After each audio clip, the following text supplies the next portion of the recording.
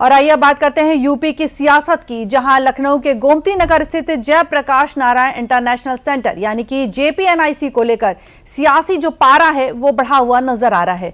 योगी सरकार की कैबिनेट ने जेपीएनआईसी परिसर को 30 साल की लीज पर देने का प्रस्ताव जो है उसको मंजूरी दे दी है। परिसर को जैसे है जहां है की शर्त पर वृंदावन बाटलर्स और रॉकवुड होटल्स को लीज पर देने का फैसला किया गया है।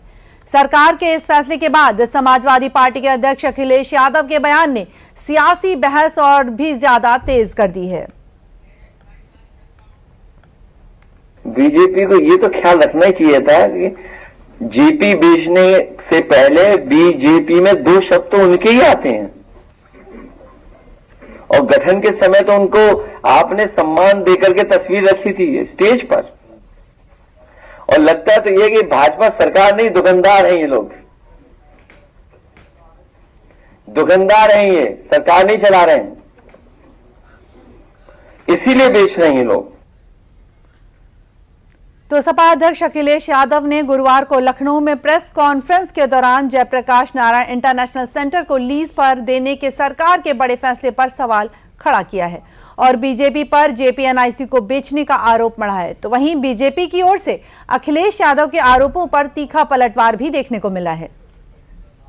माननीय अखिलेश जी को भाजपा की सरकारों का विकास दिखाई नहीं पड़ता, तो इसलिए उन्हें विकास देखने का चश्मा एक बार लगाना चाहिए, तब उन्हें लगेगा कि माननीय प्रधानमंत्री मोदी के नेतृत्व में, योगी जी के नेतृत्व में कहाँ प्रदेश था, कहाँ देश था। उन्हें भूलना नहीं चाहिए कि समाजवादी पार्टी की सरकार उत्तर प्रदेश से इसीलिए गई कि उनकी सरकार में कानून व्यवस्था नाम की कोई चीज नहीं थी, बहन बेटियां सुरक्षित नहीं थी।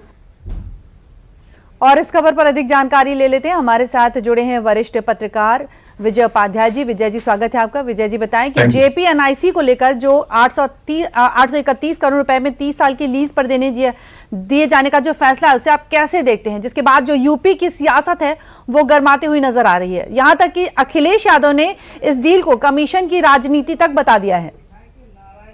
नहीं, देखिए, जिस तरीके से सरकार इसको लीज पे दे रही है तो उस पे तो सवाल विपक्ष को उठाना ही चाहिए। ये एक ऐसा सेंटर बनाया गया था लखनऊ में, पर्पस था उसको बनाने का कि लखनऊ की तमाम कल्चरल एक्टिविटी, जो बौद्धिक गतिविधियां हैं, तमाम सम्मेलन हैं और साहित्यिक गोष्ठियां हैं, महिलाओं से जुड़े हुए कार्यक्रम है, उसके लिए एक ऐसा प्लेस जहां पे बहुत ही स्टेट ऑफ आर्ट फैसिलिटी आपको मिल सके और आप वहां पे अपने कार्यक्रम कर सके। ये जो इंडिया हैबिटेट सेंटर दिल्ली में है उसी की तर्ज पे इसको बनाया गया था।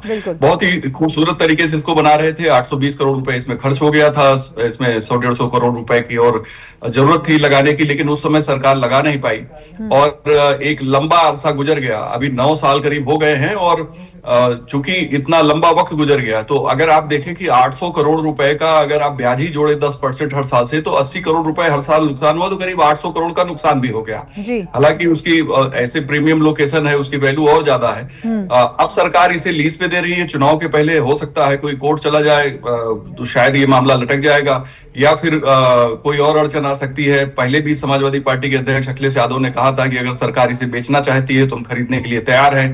अब वो हवाला दे रहे हैं कि जयप्रकाश नारायण भारतीय जनता पार्टी के लिए भी उतने ही महत्वपूर्ण महापुरुष थे जितना दूसरे दलों के लिए, और इमरजेंसी के समय जेपी मूवमेंट में बीजेपी के लोगों ने, आरएसएस के लोगों ने, उस समय तो बीजेपी नहीं थी, जनसंघ था, तो उन लोगों ने बढ़ चढ़कर हिस्सा लिया था और उसका जो लोकतंत्र सेनानी के नाम से पेंशन सपा के लोग भी ले रहे हैं आज और भाजपा से जुड़े लोग भी ले रहे हैं। तो जयप्रकाश नारायण का के नाम से बने सेंटर जिसमें उनके म्यूजियम भी है, लाइब्रेरी भी है, तो मुझे लगता है कि सरकार ने सोच समझ के फैसला लिया होगा, लेकिन इसका इस्तेमाल वो कैसे करेंगे ये बहुत महत्वपूर्ण बात है कि अगर विजय यहाँ पर, लेकिन सरकार का ये तर्क है कि सार्वजनिक जो संपत्ति है और जो अधूरी जो परियोजनाएं हैं इनके बेहतर उपयोग के लिए या रखरखाव की बात कर लें, इसके लिए ये व्यवस्था की गई है।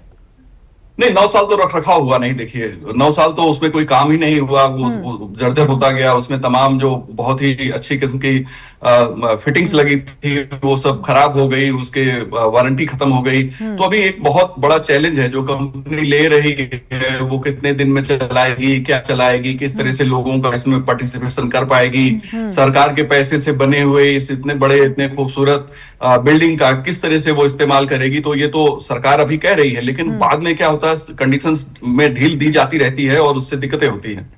जी, बहुत बहुत धन्यवाद विजय, तमाम जानकारियां शेयर करने के लिए। Thank you.